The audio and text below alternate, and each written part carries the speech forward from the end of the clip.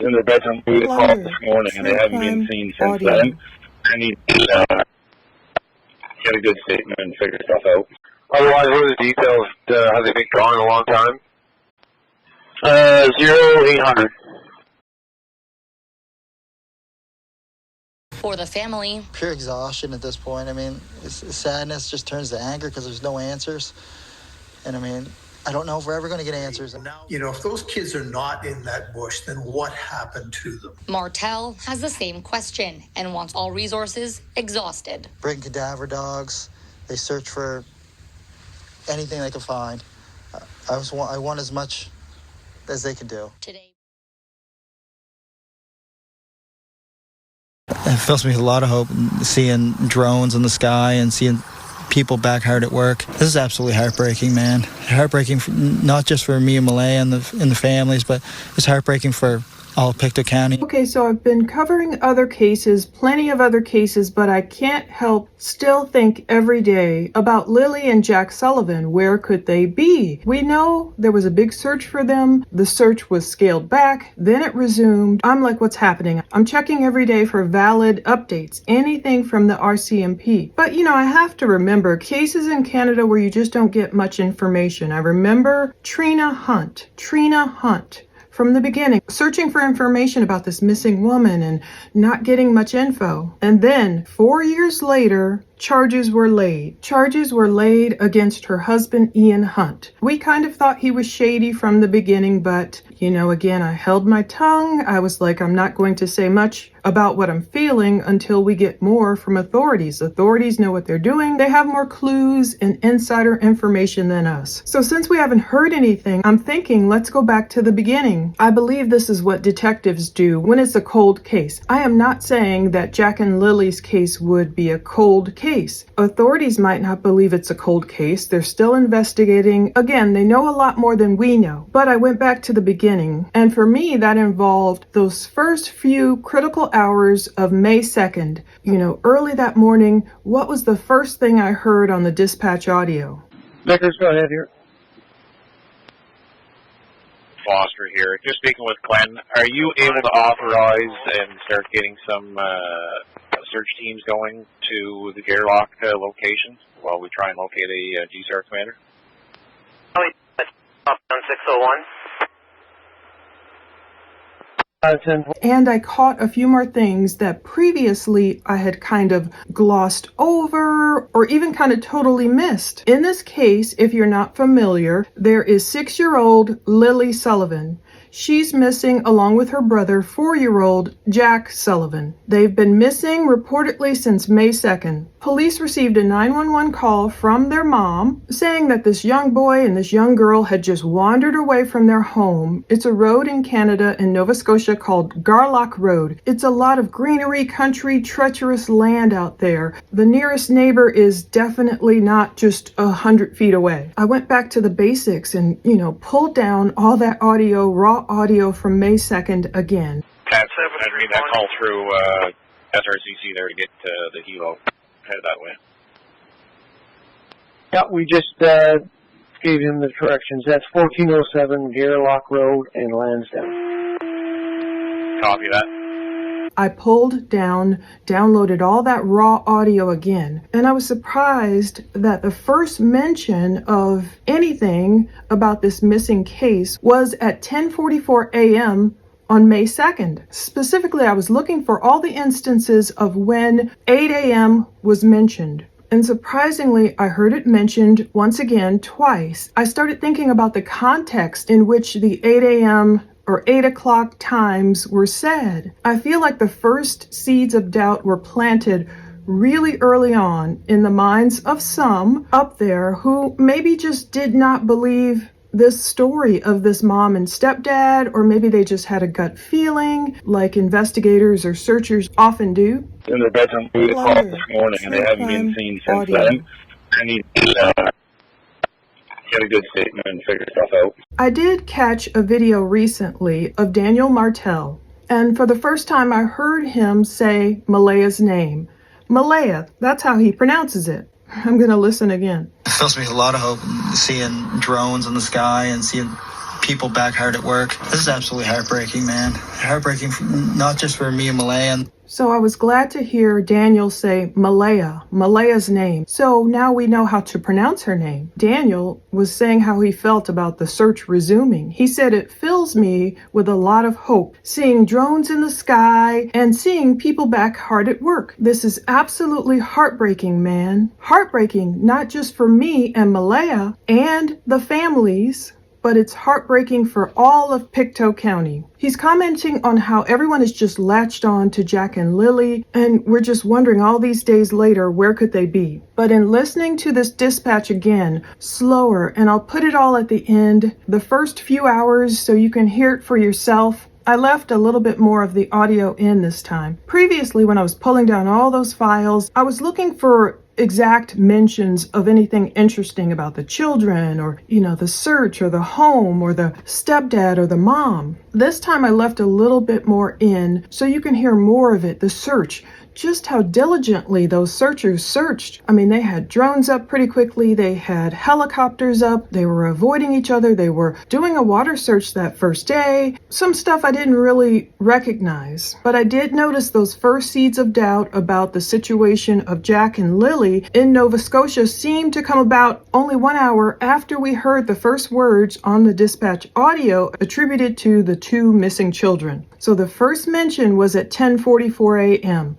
That's the first one I could catch. Now, all this time, we've been told Malia reported the children missing around 10 a.m. And so hearing the first that I could catch, and I listened since, midnight to midnight, the first audio come in about 10:44 a.m. Part of me is wondering, did Malia call 911 around 10:30 and then the dispatch went out, or was it even earlier? Was it at 10 a.m. exactly? There's a lot of confusion here, and it's making me wonder if it's just attributable to the haphazardness of responding to two young children missing in the woods, or is it because of other reasons? And you'll see what I mean when we talk more about these 8 a.m. times. Now again, I don't know what time their mother, Malaya Brooks Murray, actually called 911. We're not privy to that info. Sometimes in the U.S., we get that info. The person called 911 exactly at whatever time. But here we didn't. I know one thing, Malia has opened up her Facebook account, and the things we can see publicly so far show that Malia was posting on Friday, May 2nd, the day they were missing, 2025, at 11:03 p.m., and she was angry. Now, this is what she posted. I want an Amber Alert for my children. All caps, screaming. Exclamation point. I want my babies home. Another exclamation point. My children are not shy to strangers. That's another thing she's bringing up. My kids aren't shy to strangers and will go with anyone they don't understand. Stranger danger. Again, she's putting the onus on the children here. They will go with anyone. They don't understand stranger danger. At this point, they may have been taken. Another exclamation point. Please send an Amber Alert now. Exclamation point. I couldn't help but think of Peter Hyatt, and God rest his soul. He would have been examining this statement up and down and what his wisdom would have said about it. I don't know. I have to look at this. I have to look at people as innocent until proven guilty. Again, I'm not going to be one of these people. I haven't been going in on these parents, even though I might have my own feelings, my own opinions. I'm not going to be accused of harassing anyone or defaming anyone or slandering or libeling anyone. Across the province, widespread speculation has returned. Similar to what we dealt with on the Eiler case, there are a lot of online rumors that I'm noticing online. And a lot of accusations against the parents. 6-year-old Lilly and 4-year-old Jack Sullivan were reported missing from their home in Lansdowne Station on May 2nd. A police investigation into the missing children is ongoing, but that hasn't deterred the public from launching an unofficial investigation of its own on sites like Facebook, Reddit, and X. With respect to the spread of misinformation, inaccurate information, and speculation, I just want to say that's harmful. It's harmful to the families and communities who are trying to work their way through a traumatic event. And so I really want to encourage people to be kind. there's a lot of information and the police have to follow up on every lead. But when a lot of it ends up being rumors, it's taking away from valid calls that they're getting and valid information that they would like to follow up on. And the average social media sleuth could be risking far more than a slap on the wrist. If it rises to the level of criminal harassment or threats, the police will certainly get involved and there can be criminal charges laid. On a civil side, the victims of these bullying posts do have some avenue to get justice. So they can file an action in Supreme Court for a cyber protection order, and a judge can order the people that are posting to stop, to take down posts, to remove groups from online, and even to the extent that, depending on the harm that is done, damages can be awarded against the offending party. And for anyone who is experiencing cyberbullying or is worried about information that's circulating about themselves, they can reach out to CyberScan to get supports with that. Ella MacDonald, Global News. I'm just giving the information, so I have to look at it both ways. Malia, it was past 11 at night. She was desperate and she's screaming, sharing the news of her children being missing from the Nova Scotia Buzz post on Facebook, and she's just saying, look, I want an Amber Alert. But the problem with this is, I understand what authorities say, if no one saw them, like if there were a description of, a vehicle of the children being taken. And I know there's all these things out there where people will say, oh, I know, I saw Jack in California, and that always happens with a missing child case. I mean, I hope it ends up being true that they're still alive and safe somewhere, and it could be true. We saw that case in Australia where that weird guy had that young girl. I don't know if he took her this long as these children have been missing, but anything could happen. I understand why authorities didn't put out the Amber Alert, though. Maybe the rules of Amber Alerts should be changed, but there was an alert put out, and you can see how hard these searchers worked from the beginning. So that's what Malia was doing, and her Facebook is opened up. I was just scrolling through her photos she had put up, and oh my goodness, your heart does break for people if they had nothing to do with their children's disappearance. Your heart just breaks for this mom, this stepdad, the mom who all these photos she has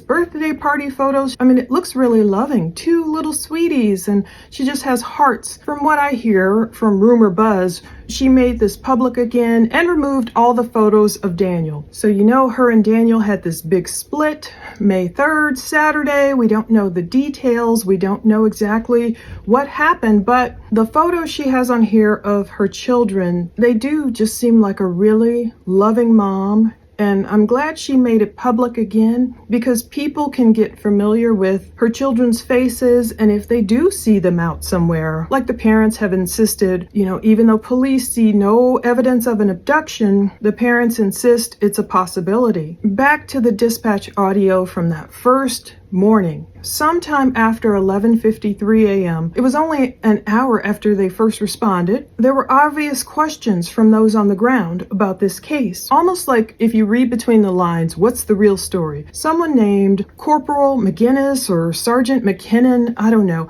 Some of this audio, even though it's really good compared to other police dispatch, I don't know how any of them understand each other sometimes in the U.S. You will hear some crazy audio dispatch. This one's pretty clear. Certain times, it crackles and there's, they're out in these dense forests, so it's hard, the reception is hard. So they will break up a lot and just not hearing. But anyway, that's the first time I heard someone kind of express doubt. He said in their bedroom at 8 o'clock this morning. Unfortunately, the first part is cut off. So what I'm putting in there, what I'm assuming based on what we've heard about this case from the RCMP, I'm assuming he's saying the parents said they first saw the kids, quote, in their bedroom at 8 o'clock this morning, and they haven't been seen since then. I need, and then it crackles and breaks up, get a good statement and figure stuff out. So indeed, later he would get those statements. So later in all the dispatch I'm going to play at the end, you'll hear him say, I'll be 17 down to the missing persons complaint there to take some statements. I'll be 17 down to the missing persons complaint there to take some statements. Copy. So I'm looking up 17, and in the context of police communications, 1017 could mean urgent business. His doubt I can hear without him saying it. He's saying, okay, in their bedroom at 8 o'clock this morning and they haven't been seen since. Like, wait a minute, I need to get down there, or I need someone down there, whatever, to get a good statement and figure this stuff out. So at that point, I feel like he felt he didn't have a good statement yet. They've been on the ground for about an hour and he's like, wait a minute. The last time these parents saw these children was in their bedroom at 8 o'clock. And at this point, it's almost noon. And he's probably like, wait, and they haven't been seen since? Already, I know that was probably feeling, okay, this is weird. Some of these great Canadians, these searchers, you can hear they know their stuff. I'm sure they've rescued countless people from the woods, from surrounding lakes. I mean, just the night before they were talking about rescuing a kayaker. And that's why a lot of audio gets laid on top of each other. Actually, this might be the same day they were rescuing the kayaker, because some of those audio gets stepped on top of each other. But they do leave a certain site in order to come try and find Jack and Lilly. So interestingly, basically he's saying, wait, they've been missing since 8. It's almost noon. I need to get a good statement. Right after that point, he calls for someone to come back to the house. And then he says, I just want to chat. Sergeant Wall from McGinnis. Young from the house here. Hey, Joe, can you swing back to the house? Should I drop off the pilot first, or you got something? Yeah, drop him off first, let's come back. Yeah, he just wants to chat with you. So maybe he wanted a second set of ears, like, I don't know, almost like, are you hearing this? What I'm hearing? And then even later, around 2:52 p.m. on May 2nd, about 3 hours after that first mention of 8 o'clock, you'll hear 8 o'clock again. Someone says, what are the details? Have they been gone a long time? And the answer comes back, 0800, which is, of course, 8 a.m. in military time. And that's where I cut off the audio at the end of this video. Because by then, I've heard the words 8 o'clock twice. And it's almost 3 p.m. They are under the assumption, for whatever reason, these children have been missing, last seen in their bedroom at 8 o'clock a.m. So that is like 7 hours later, and I'm sure these people are freaking out like, wait, these 2 young children have been gone for 7 hours? Now, his audio is spotty, but we heard what we heard. Of course, it could be a simple misspeak. After all, throughout this audio, you'll hear someone accidentally call one of the children 8 years old. Maybe he was conflating 8 o'clock with 8 years old. Maybe both are wrong. I get it. Accidents happen when you're first trying to, get on scene and gather details and figure stuff out. But part of me, I can't help but wonder, did Malaya and or Daniel, did they initially tell police, oh, I think it was 8 o'clock the last time we saw them? Well, we know Daniel has told the news that he only saw Lilly, come into their room, and that's why he had, I guess, a better description of what Lilly was allegedly wearing, and he didn't see Jack. But the dispatch is saying, oh, the children were last, seen in their bedroom at 8 a.m. I don't know, at some point 8 a.m. became 10 a.m. How did that happen? Did the person misinterpret what was being told to them? Did the mom and stepdad initially say they've been gone since 8 a.m.? And Malaya said, she was going in and out of sleep. Later did she realize, wait a minute, I did see them at 10 a.m.? That's the last time we saw them? Or what is happening here? What does that mean in terms of their story? The 2-hour discrepancy. I cannot help but say it reminds me of the Summer Wells case, the audio, the first time I found that dispatch. I found her mother's story just did not match up with what she was telling the news. That story's never left me too. Summer still, that beautiful little girl, has not been found. Now again, I'm not equating her case with Lilly and Jack. I'm not trying to take anything away from Lilly and Jack by saying it reminds me of the Summer Wells case, but it does. When you listen to the dispatch, we were told a certain story in Summer's case, and then clearly on the dispatch, the 911 dispatcher was saying, okay, so the mother went on a run, the mom, not a physical run, how it was interpreted by some, but the mom went on an errand, and then when she came back, her daughter was missing. That wasn't the story being told to the news. And whenever stuff happens like that, it does make you go, doesn't mean you're blaming people. It just makes you go, what's going on here? I hope investigators have thoroughly, pulled on this thread and figured out what is the discrepancy. And then what about this upcoming piece of audio. In the case of Jack and Lilly, the family is convinced that these children didn't cross the road from the residence. We know how these searches go, but it's been a substantial amount of time. I'm wondering too, why was the family convinced that Lilly and Jack wouldn't go up there and cross the road? Is it because they knew, had it been, ingrained in them, never go up to the road, guys? The parents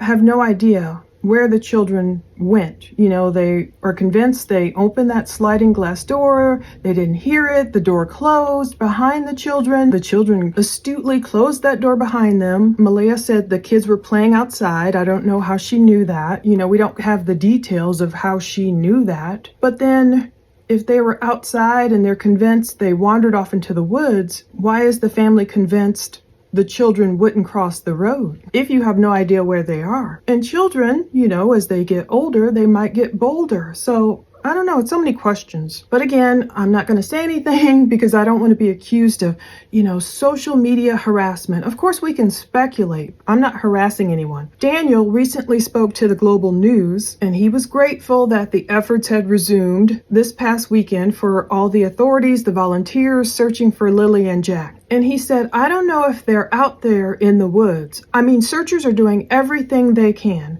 But from the beginning, I called for abduction. So Daniel is pointing to when he was like, can they get people at the borders? PEI, Prince Edward Island. Can they be placed at the airports? And it's the same thing Don Wells was saying after his daughter Summer went missing. He kept saying, oh, she's probably in Mexico by now, and get someone at the borders. And Daniel doesn't know if police are looking at the abduction route, but the RCMP have said, look, there's no evidence of an abduction. That's what they told us publicly, and they don't tell us much stuff publicly, but they told us that. They've got 200 tips. They've got 35 people to interview. I don't know if they've interviewed everyone yet. They're saying, okay, it sparked all this rampant speculation has been going on social media. Much of it targeting Daniel and Malaya. And Daniel's calling it nonsense. When Daniel was asked if he had anything to do with the children's disappearance, he was adamant in his answer. He said, I 100%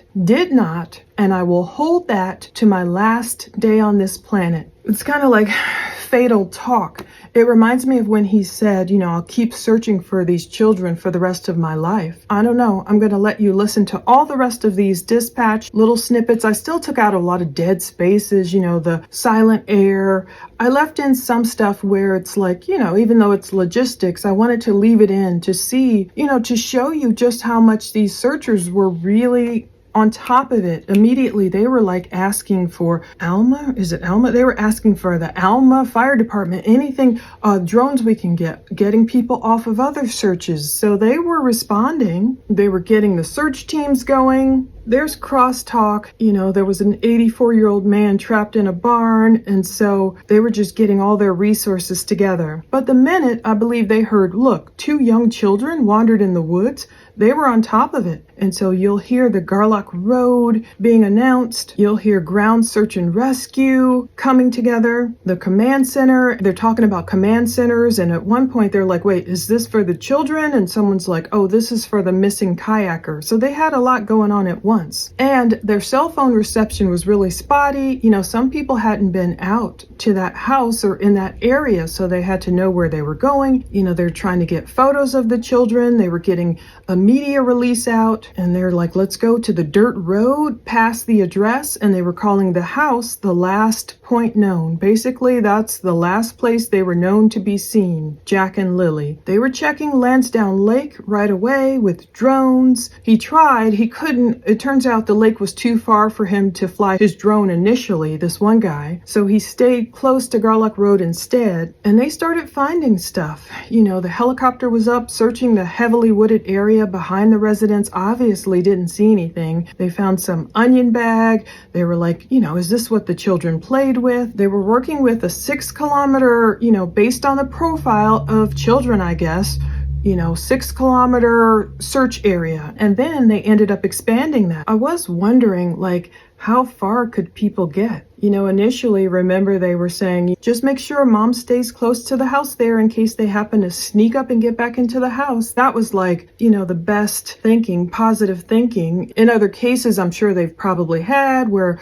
toddlers or young ones kind of wander away, test their boundaries, go off into the woods, they're likely found pretty quickly. Now, per Google, it says most Nova Scotians lost in the woods are typically found within a relatively short distance, often within a half of a kilometer for younger children. So it depends, and it says young children, and it just has here from 4 to 6 years old. Approximately half of those lost in this age group are found within just that half kilometer of where they were last seen. So I'm sure these hopeful searchers were just like, they had a lot of people coming to search initially in all these different ways by air and ground searchers. And oh my goodness, you can see now in that interview with Daniel, like all the bugs flying around him. And I can't imagine all those ticks and those conditions. But I'm sure you can hear the hopefulness. These first few hours, the side-eyeing going on, kind of like, wait a minute, the worry, but still like, let's do this. Let's find these 2 children. And what are the chances if they really did wander off into the woods? Did they stay together? Even if one of them is hidden under a canopy and the drone couldn't see it, or they're kind of camouflaged, would the other one be? Would Lilly keep carrying her backpack for miles and miles and miles and never be seen?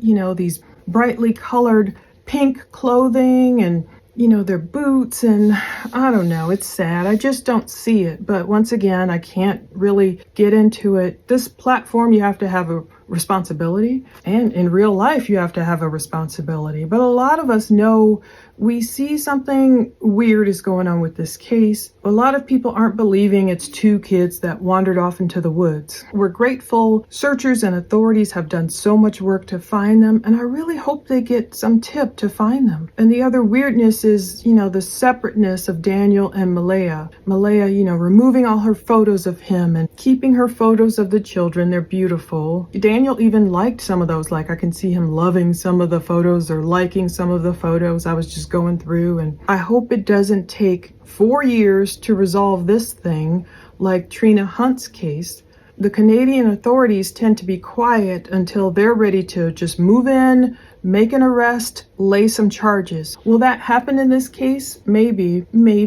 Because there's like a separation has happened here, and you don't see that in other cases. Well, sometimes, I don't know, the case of Summer Wells, it got weird. Her mom and dad just started going on all these different YouTube lives or inebriated, and it was just a whole mess. But, who knows how you would act if your child is gone. So I can't say anything beyond that. Deuteronomy 32:31, for their rock is not like our rock, as even our enemies concede. Again, I'm just going to keep checking, of course, covering other cases, but I really just want to know, where are Jack and Lilly? Is it some far-fetched, idea of someone came, someone was able to grab both kids, there are no witnesses, Daniel and Malaya didn't see anything, and where are they now? Did they truly wander off into the woods? Honestly, the likeliest scenario in my mind is the kids maybe got a hold of something, maybe they were bored, maybe there was something around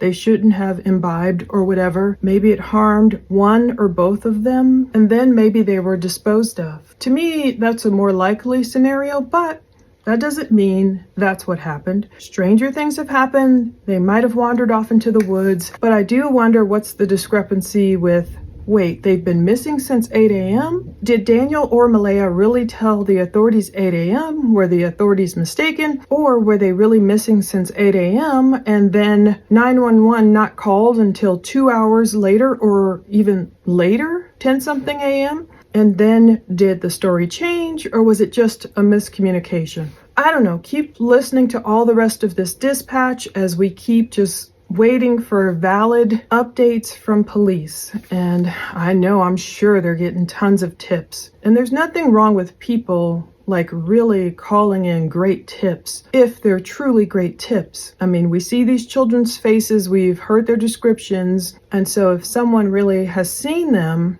Yes, of course, call it in. I hope cops are not having their time wasted by people who are like, oh yeah, that's gotta be Jack, over there, and I'm just gonna call it in. And, I hate that when they have to track down false leads. But anyway, like they say, if you see something, say something. So let's keep following up and praying for Jack and Lily and continuing to cover other cases as well. Listen to all this dispatch. I left in more audio than the first time I did this for that first day, because maybe you'll hear some things I don't hear. See what you think about the 8 a.m. hour. Was it 8 a.m.? Did they really wait more than 2 hours to call 911? How long would you wait? Was it during that time that Daniel was driving around and searching the culverts and the streams and the woods, and did that take up 2 hours? Or were the children really last seen at 10 a.m.? Who knows? Sometimes where there's this much confusion, it's for a reason. Thanks for watching. Listen to all the rest of the dispatch and we'll see what happens.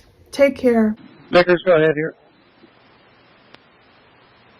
Foster here. Just speaking with Glenn, are you able to authorize and start getting some search teams going to the Gairloch location while we try and locate a GSAR commander? On 601. 10-4, I'll authorize it. I did mention to Curtis McKinnon I don't believe anybody that responded to that Joe call. Young is available. I don't think we had anybody respond. Could you page out Westfall Rescue to that call? Copy. I'll call Joe right now. Copy. We'll Josh is the on-call from Northeast, but he's like he had a long run on this file. He's needs some rest. That's I read that call through SRCC there to get the helo headed that way.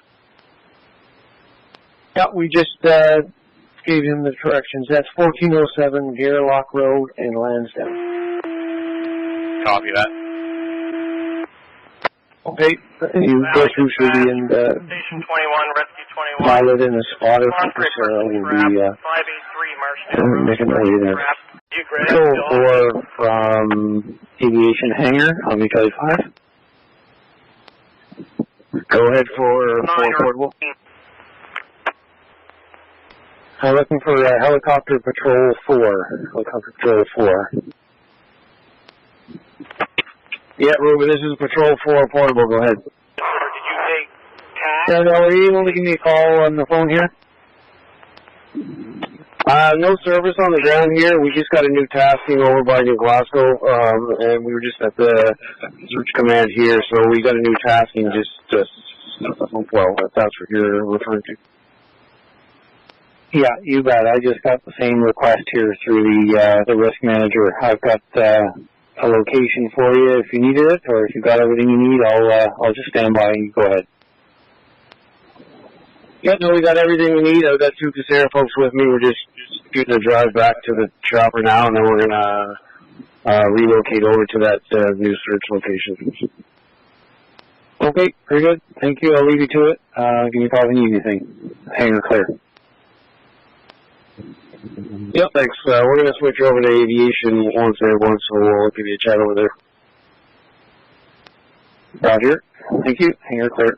Tell your own vehicle. Community hall, anything near the area that some trucks can park at and work their way out?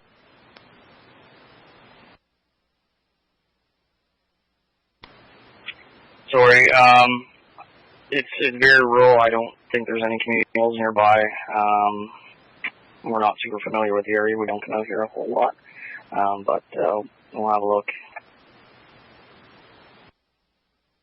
Copy. Looks like we're going to use 1490 Community Center there. 1490 Gairloch Road. We're going to let the GSAR know Pickett County and Colchester is going to be being called out. Copy that, Foster. And Jeff was just wondering there about air services engagement. I think you heard that. Air services being redeployed from Eden Lake from the other search from last night. So they're in the county, so they shouldn't be too awful long, I don't believe. They should be attending, I believe, with a Casera spotter in the chopper.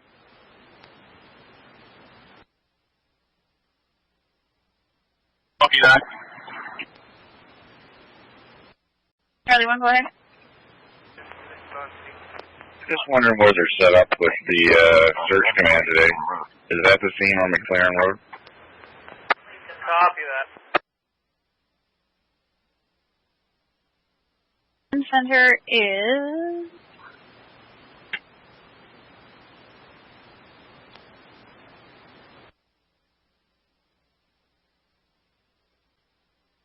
Eden Church Loop.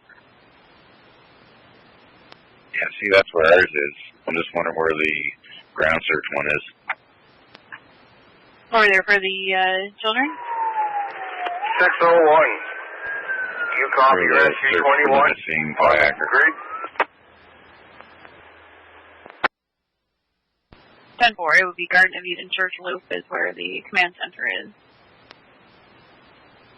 10-4. Yeah, it's just there. There's no one there. All right. McLaren Road. 10-4.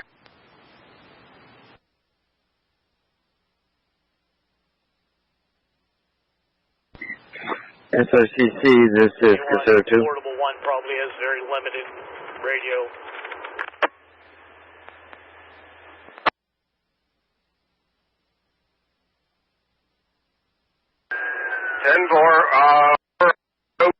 SRCC, this is Casero 2 on Mutual Aid 5.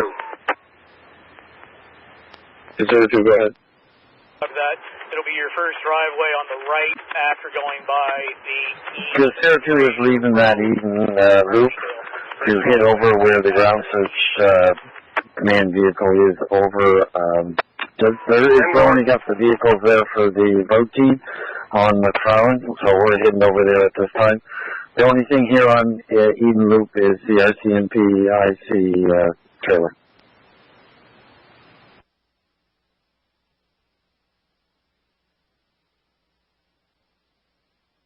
Moving to this same search, just a different location.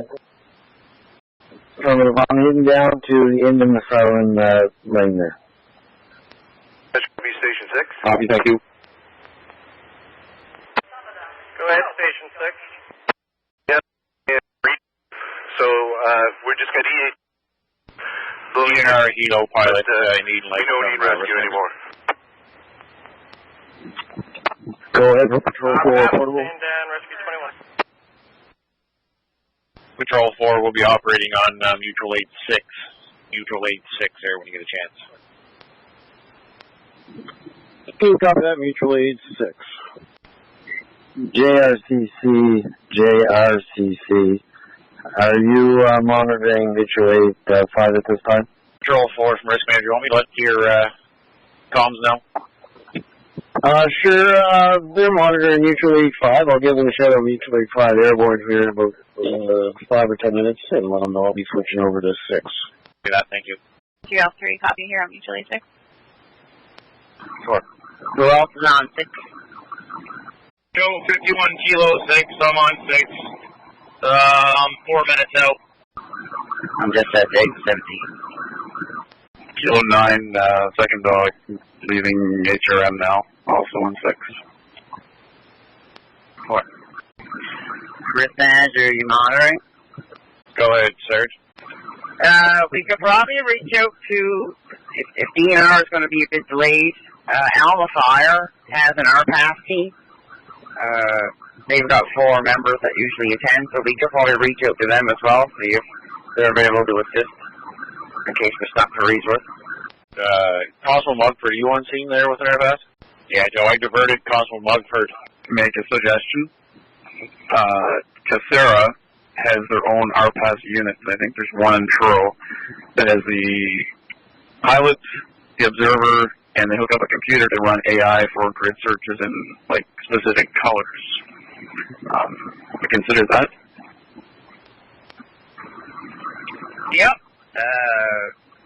We can call them as well. I don't think they're in Truro, but yeah. It's going to take them a bit of time to get there. Alma's pretty well just around the corner, so the PDS do the work and make the calls. Joe, pilot for DNR is only needing light. He's just going to divert from there over to Gerlach, and I think he's taking a Casera spotter with him. Yeah, the Casera drones, some of the drones and some of the spotters were in Eden Lake already this morning for that other search.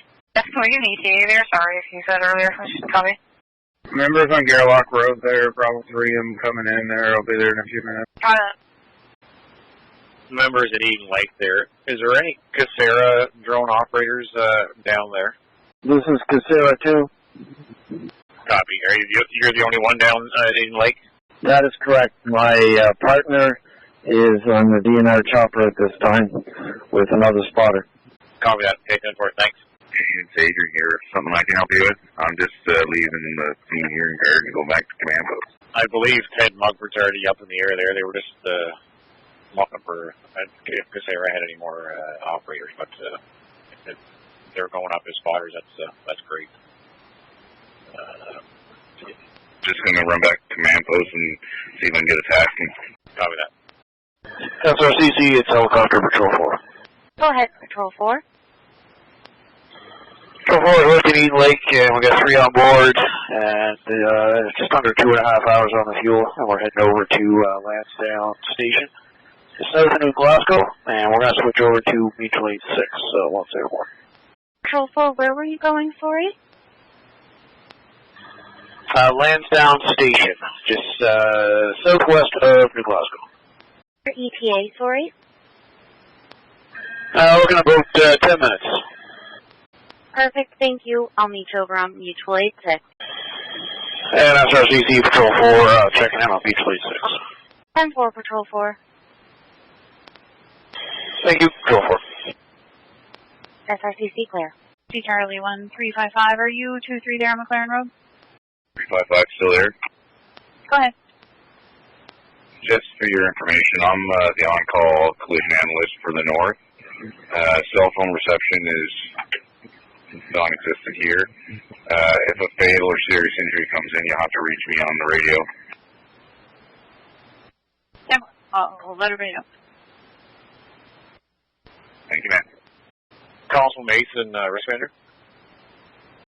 Any members on scene there on Gerlach Road? Anybody able to obtain some photographs of these children for Stratcoms? Here, loud and clear. I don't know if they're back on Pictou County channel or not. Hey, I would hope not. Can you liaise with somebody down there, Bravo 3, if you're heading to the scene to try and get some photographs? You can email them into the Wristbander queue if you want. Try and get a media release out. In the truck, so the car, so that's maybe why I can hear you. Maybe they're on portable and they can't hear you. But I'll be there in a minute. I'm not far, and I'll relay that. Perfect, thank you. I know, like, Fraser's probably out with his dog. If his wagon's open and the truck's on, you can switch his base station to the DVR channel for Northeast Nova, and that should jump everyone's portable up. Break Helicopter Patrol 4, Mutual Aid 6. We're showing 2 minutes back from Gerlach address. Patrol 4, Kilo 9, I heard a few minutes ago there was an R pass up. I'm just making sure that you guys have deconflicted. As Patrol 4, yeah, copy that. We're 1,400 feet per hour. We're just going to say hi until we confirm there's no oil prices in the airspace. 4 from Bravo 3. I'm in the F-250, so if you see me down here, you're going to be looking for a place to land, I assume? Negative. I've got 2 Casera spotters on board, so we're just going to stay in the air and just start a search pattern here immediately. Air services from our path. Go ahead for Patrol 4. Just advising, I want to call you as well. I'm going to be 400 below, just doing a great search near the house. Okay, copy that. We're just going to be overhead here in about 30 seconds. We'll stay here. We're showing 800 AGL this time. I'll get you inside there. Risk Manager, you on this channel? Go ahead. Yeah, go for Risk Manager. And our pass from Patrol 4. Are you looking for the Casera outpass team? Station call on Mutual Aid 5. Were you looking for the Casera outpass team? SRCC Patrol 4. Go ahead, Patrol 4. Check 204 is over Lansdowne Station, and we're going to be working this area for the next little bit. We'll call you in 30 and 2 hours on the field. This is conservative. Alfred, another Sarah spotter arrived just after the arrest house. Any tasking for her at your site there? Yes, if she wants to, if you can give her rough directions or show on the map how to get down here, she'll see my vehicle. We can put her on the screen while your RPAS is flying. Okay, then. Bravo 3, go ahead. All right, so there is no portable reception down here. However, the cars do work. So Constable Mason's vehicle now, she's got her radio on the loud hailer, so she'll be able to hear us. She has no phone reception, but she does have photo of the 2 kids. The 6-year-old is the girl, I believe, and she's wearing pink. The 4-year-old is wearing some blue dinosaur boots. So, yeah, I think that's all we kind of have right now. 10-4, since radio service is not bad, do you guys want an extended timer there, a 10-6 timer? And I can give you a monitor? Yeah, definitely. Give us 2 hours, and then ask the risk manager if he wants Constable Mason to depart there to go get some phone service to send those images or not. The drone operator is still on scene with the mom, so. 10-4. With the service, you can get those photos to him.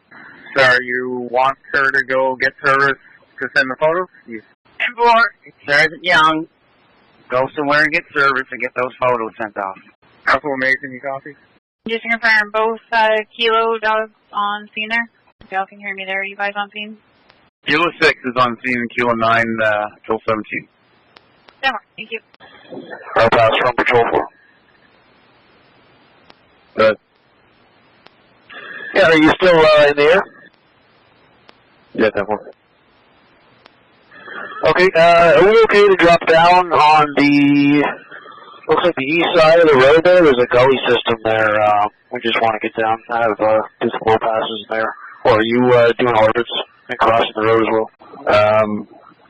Yeah, I can stay to the, I can stay out of your area there. I'm at 270. How low are you looking to go? I can take it down too if you need.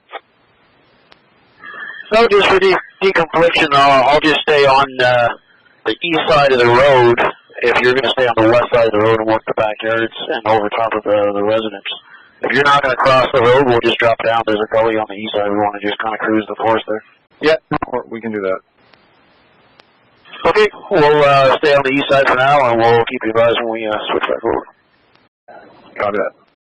Wait, or do you want me to check the other issue on mutual aid 6? Yeah, you confirm, I believe, Sergeant Young is, I see that, Young or the risk manager will confirm whether they want him deployed to Lansdowne or here.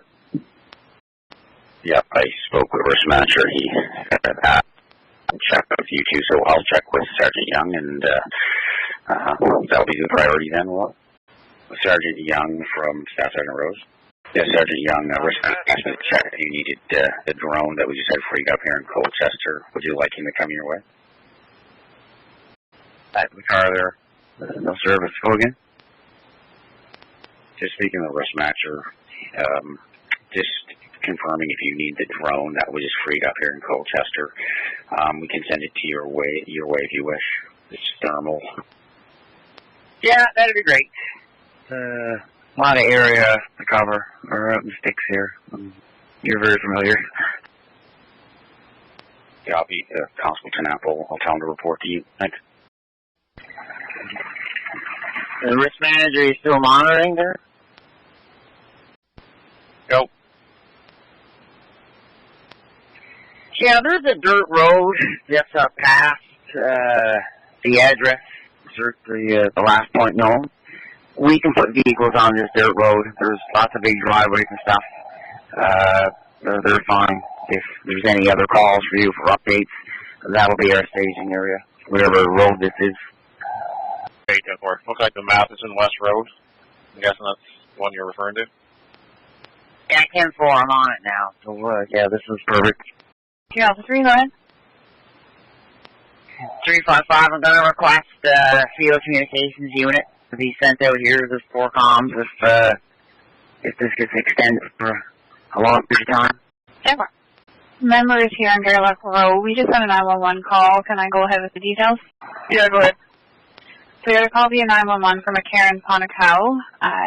Time delay about 5 minutes. She was reporting just driving past a black Honda CRV, Nova Scotia marker Golf Mike Fox 320 that left the outdoor recreational park close to the residence. It is permanently closed. Complaint is unsure if related, but it felt a bit strange to her. Driver was a white male around 50 years old, bald with a mustache. And it left from 1480 Garlock Road. I can send that down to your MWS if it's easier. Send a copy to Bravo 3, deactivate and reactivate me to this one. 10-4, just came as an update there. Do you want me to send it to your MWS? 10-4, I think you probably send it to all of us there. 10-4.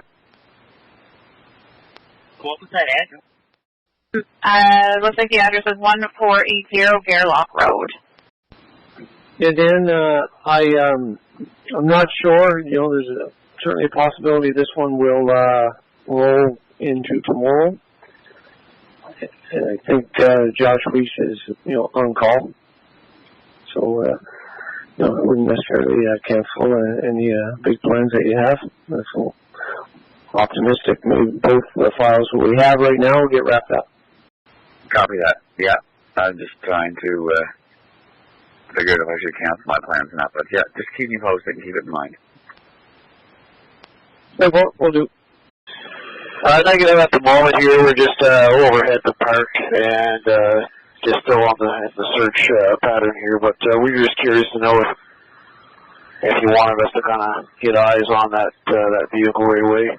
I'll quickly there just give her a call, see if I can get a direction of travel from her, and that way, if we do need to, we'll know which way they went. Okay, yeah, thanks. Looks like it's gated. From our vantage point, standby one. 355, is that the old KOA campground? I'll check there. Bye-bye. 355, do you want to send that name and number for that vehicle down to Corporal Bob Short? We'll look after that here. Definitely, thank you. You. Definitely. Remember the Kilo 6, come up the road with me. I'm way up past and head up this way with me. Real short, I emailed that there to you. And 53 Alpha 3, 355? Yeah, turn around, come the other way.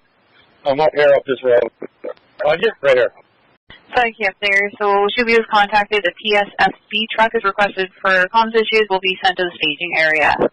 Alpha 3, did you copy that? No, go ahead. 10-4, we talked to Shuby there. The PSFB truck is going to be sent to the staging area for the comms issue. And all stations, just ordering a black SUV just north of the residence and on the left side of the road.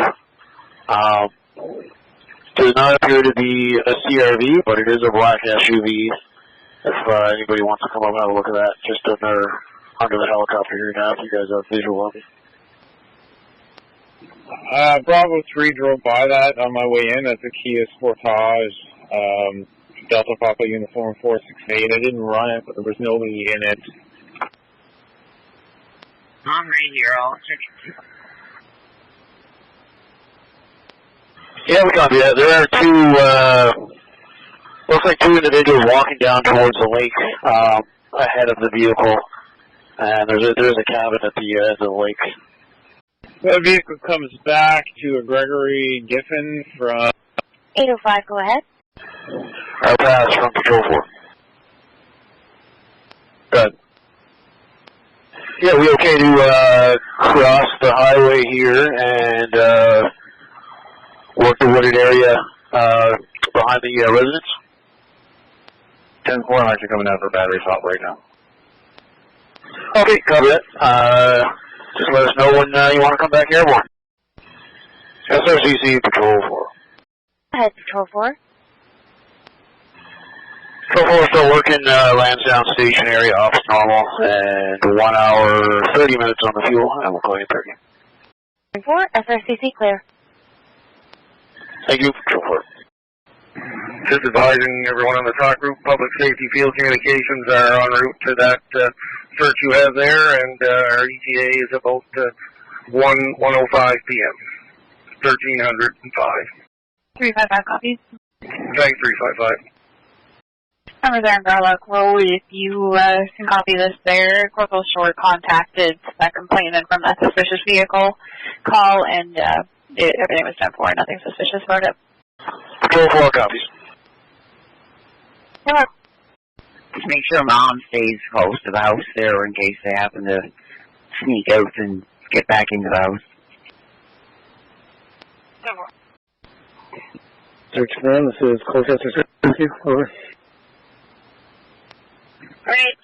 The search with the roll out of our building here. We've got all of our equipment on the go, and 22 members should land on site about 1:30, a little before, hopefully. 10-4, that's great. Thank you. You good if I take off from the house and go north up to the lake, just to the north of residence here? Just going to do a low fly around the coast there. That's Lansdowne Lake, just west of Garlock Road. Confirm you want to check the lake kind of northwest of the residence? Yeah, 10-4. Okay, so you're going to do that Lansdowne Lake, is it? Yeah, you guys have already had a look there.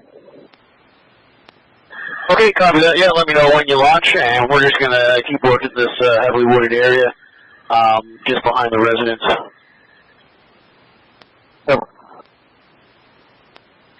Yep, should be no conflict there as long as you stay over the lake, and then I'll just deconflict with you, and I will not go near the lake. Okay, thanks. Pass taking off. 4 copies. Sergeant Young, copy or Spender.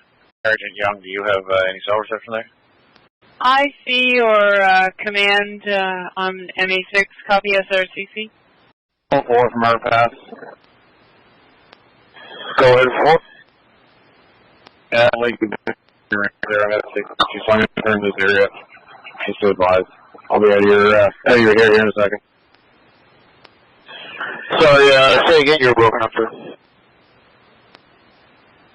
The lake's too far for me to fly, so I'm just going to return. I'll be out of your hair here in a second. Okay, copy that. We're just heading southwest here behind the residence. Should be no compromise.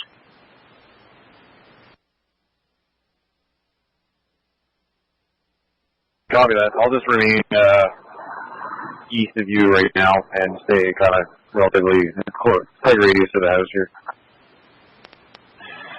Okay, so confirm you're just going to stay in the air and then just work around the residence? Yeah, I'll just stay to the east of you guys for now, close to Garlock Road. Okay, copy that. We'll just stay back here behind the residence, and there is a field, kind of an open area behind the residence there. I'll just stay west of that, so I won't come any closer to the backyard for that. Just let me know if you need to move in closer. I'll get out of the way. Yeah, no, you guys do your thing, and we're just going to work all these heavily wooded areas out here where you guys can't reach. Perfect. Kilo 652, large 315. I want hair now. An onion bag. That's not nothing they play with or anything, is it? Same with GPS. It's a fixed packet truck giving the dog a break. We're going to do the residence and property over again while we wait. We're coming to see, can you get some water in some form? Just here for the members on scene working, and that'd be great. Search command, this is Colchester Search and Rescue. Great. I just want to let you know, on last night's search, we were having problems with our TMR communications through our command trailer. I think we've got a connector or a wire with a problem. Something you might want to consider activating public field comms to come aid us in communications if that's going to be a need. Already done, they're en route. Excellent, appreciate it, thank you. We're just coming by Stewiacke now. ETA 112. SRCC Patrol 4. Go ahead, Patrol 4. Patrol 4 is still working Lansdowne Station, and ops normal 1 hour, 20 minutes on the fuel. We'll call you 30. 10-4, SRCC clear. Thanks much, Patrol 4. Vickers from Bishop, you copy? Joe. Now, in the bedroom, we called this morning, and they haven't been seen since then. I need to get a good statement and figure stuff out. Corporal McGinnis, can you copy there? I think your portable's spotty.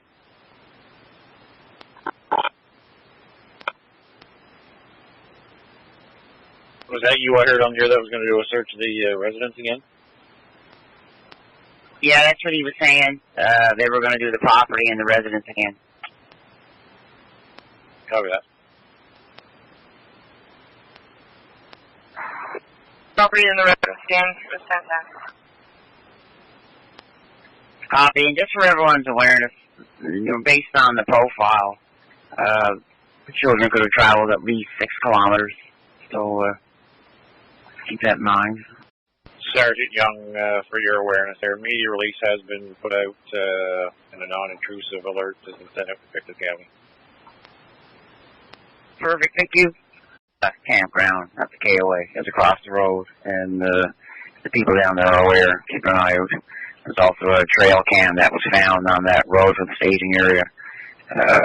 We just trying to make contact with the owner there now to see if he had any footage. Copy. Airpass Patrol 4. Good.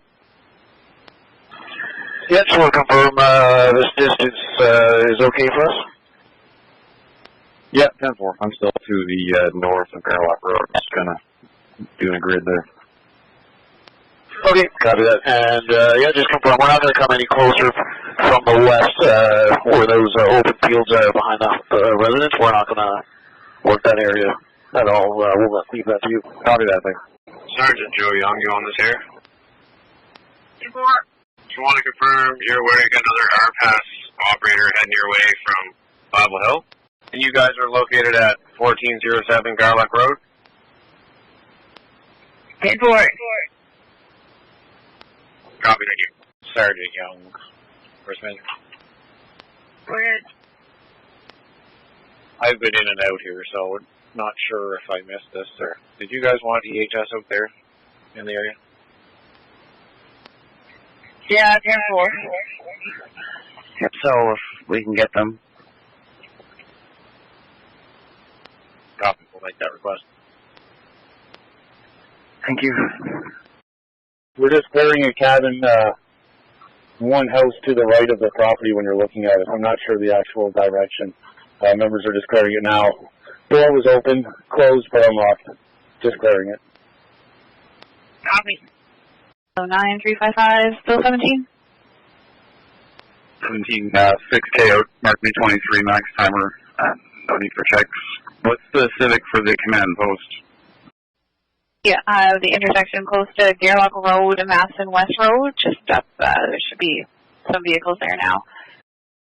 And I have my DVRA repeater turned on in my truck, so if anyone can use that on their portable to switch to Northeast Nova DVRA. No comms, you're on the way. I'm going to see if I can park this thing at a high point. Or yeah, comms are on the way there. I believe they said around 1 o'clock. Let me just double check their time. Oh, they're on the way. I'll see if I can park this thing high. 10-4, they should be there around 13:05. Patrol 4. Was that for Patrol 4? Yeah, 10-4, just advising our pass it down for battery swap. I'll be down for a few minutes here, just listening. Okay, copy that. We'll just continue our search here. We're just going to get a little tighter to the house there while you're down. Thanks. I'll go with that. 5303, go ahead. 355, can we activate East Hants as well? Our local search teams are burnt out from last night, running on 3 hours. So we get East Hants here as well, that'd be great. About half an hour, 25 minutes inbound your location. Roger, got that, Scott. About half an hour to our location. We're underwater again now. Dive team is on scene. 10-4. 53 Alpha 3355. SCPIC Joe Young from EHS Special Operations on Mutual Aid 6. Copies.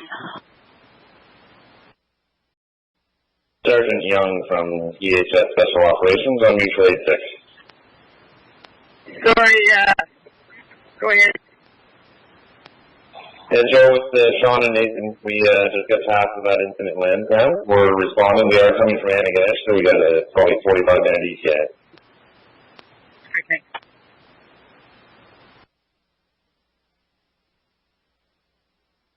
Three 355. 53 Alpha 3355. Great. We contacted should be there to get the East Hants GSAR team. They're gonna head out. Thank you. Give the missings. 4 and 6. SRCC Patrol 4. PC Patrol. Patrol 4, go ahead. Patrol 4, go ahead. Patrol 4, SRCC. SRCC Patrol 4 on Mutual Aid 6. There you are, go ahead. Hey, Jack, we're landing Lansdowne Station, and we'll call you airborne. Copy, thank you. SRCC clear. 30 Bravo 5355, are you on this channel now? Is that for Charlie 35? 10-10, looking for 30 Bravo 5, Staff Sergeant McKinnon. Go ahead. 10-4, just checking if you're on this channel, and you're 17 area, or are you 23 there now? Yeah, 17. Thank you. Control 4 from Marvin. Kilo 6, Kim on. 604 level 15, go ahead. Just looking to have whatever fire department is local called out. Alma Fire. Specifically for traffic. And it has been noted they may have a drone as well. If they don't mind attending. Jack 4, I'll give them a call. Thank you. Yeah, I'm on fire and slur, I think. Yeah, whatever they got, that'd be helpful. If they don't mind attending here, that'd be great. Sergeant Vickers, this is Stetson 83. Stetson 83 from Portable. Staff Vickers should be on Mutual Aid 5. Vickers here, go ahead. Valley Dispatch, Station 2. Yeah, Stetson 83, we're going to be there within 15 minutes there. We'll, unless you have any other directions, we'll start searching the south portion of the lake. Station 2 for a task. Time of page. Nope, that'd be great. The dive team is just arrived, and we'll advise the Valley Dispatch, drone. There's a drone in all the members, area. please report to the station for a tasking. All members report to the station. That'd be great. We can tell the land there shortly. We'll be in, and if you need to get a hold of us, just call us up on this frequency at 783. Well, thank you. Valley Dispatch.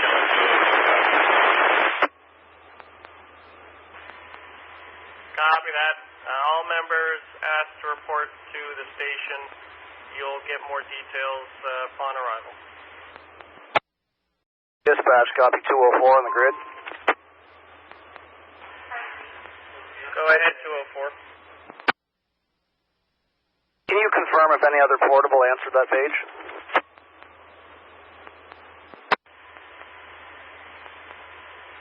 Negative. I believe just yourself. 10-4, copy that and responding to station. Valley Dispatch, copy 204 on the grid. Go ahead. 10-4, can you put down a stand-down page except for our drone team?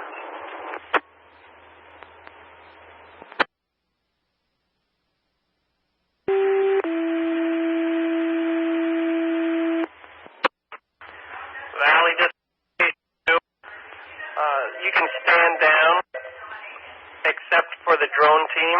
Again, stand down except the drone team is still required. Time of page 12:57. SRCC, this is Picto Truck 2, over. Picto Truck 2, go ahead. Picto is leaving staging area with Truck 1 and Truck 2 and 10 members with 3 more arriving in another vehicle, over. Copy, thank you very much. So you folks have 13 hopefully on hand, and Colchester has 23. Thank you very much. That's correct, and there is more coming later today as well. Copy. Can I have a contact name and phone number, please? Thank you very much. SRCC clear. Sergeant Vickers, 33. Sure, go ahead. Yeah, just want to confirm the drones down on the ground there. We're just coming out to the lake now. Constable Cox, Vickers.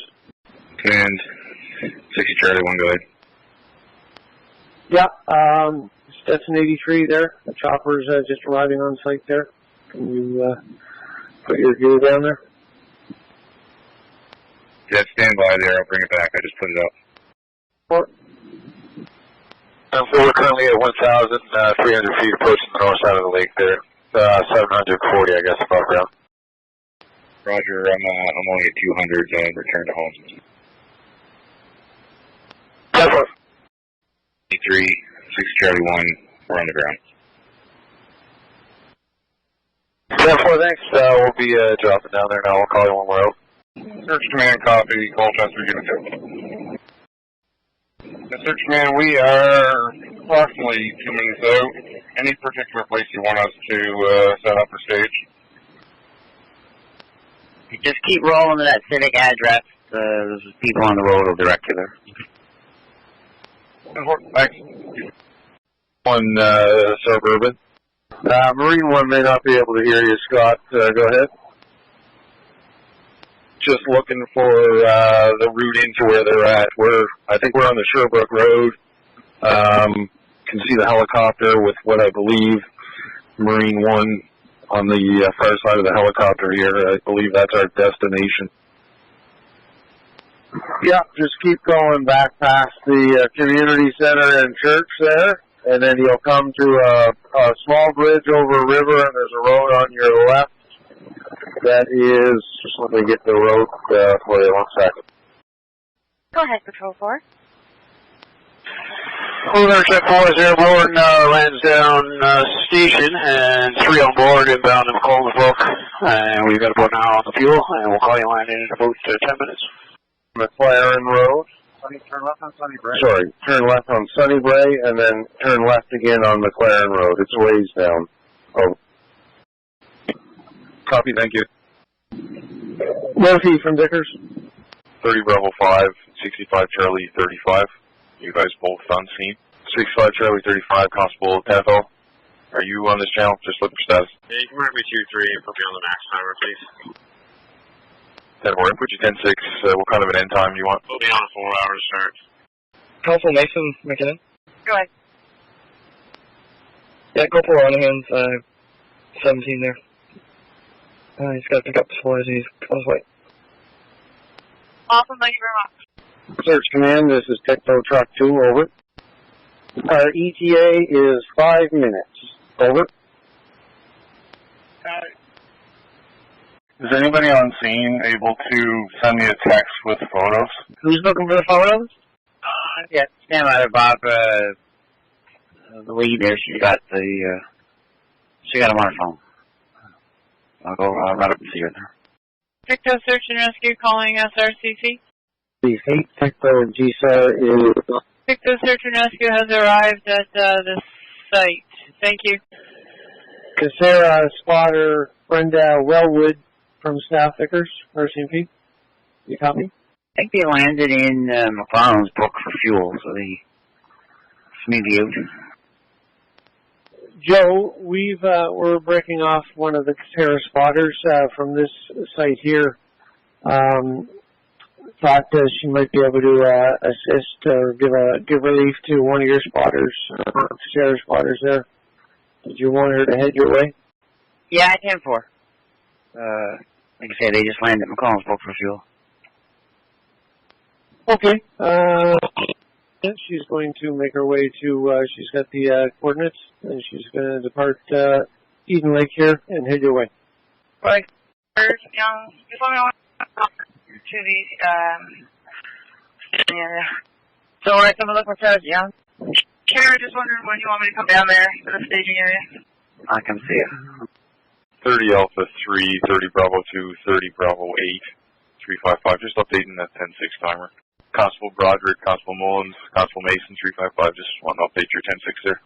We're all still, Kind of cut out so I can extend you till whatever time you want there. They're all in 2 hours. 30 Delta 2. 55. Can I go 36 on the board with you there, please? Go ahead. 51310. No portable. Cell phone is LB 17 down to the missing persons complaint there to take some statements. Copy. Transport 1, this is Colchester Command. Do you copy? Over. Constable Mason, copy. Go ahead. I think that tip at Walmart is negative, but I sent you some photos just to confirm. I'll head back down to the house now. I'll get the Wi-Fi again. And Kilo 1. Dispatch, Kilo 1. Go for dispatch. Kilo 1, we got you 5x5. I'm not sure if you have an 8-pack, but Bailey's having extreme muscle cramps. I'm going to have to leave him. Can you meet me just at the intersection of the T intersection, a couple hundred meters northeast of the house there, back the way I came in? Okay, he's unable to move to the road and flipping my GPS with a waypoint. All from McGinnis, when you started your search from your vehicle, did you go past the residence? Yeah, I'm back closer to 10-4. Did you go down to the bottom of that long walkway with the marked signage on it, the reflection poles? Can't hear you. Again? Did you go down that long driveway that's gated off and has all the reflective post signs marked on the trees going down? 10 times. Drove down on the other side, down to the Florida campground. You can come up through the other side that's gated. Hey, copy that, Joe. I'm going down there from the gated off side. Young from McGinnis, copy? Wait. Lady's just going up on a side-by-side, just north there of the command post on the right-hand side of the road there. She's opening up a gate.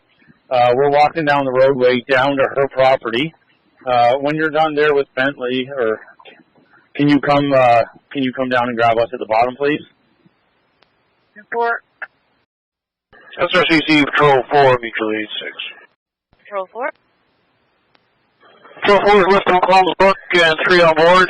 And we've got 1 hour, 45 minutes on the fuel, and we're going to be inbound to Lansdowne Station.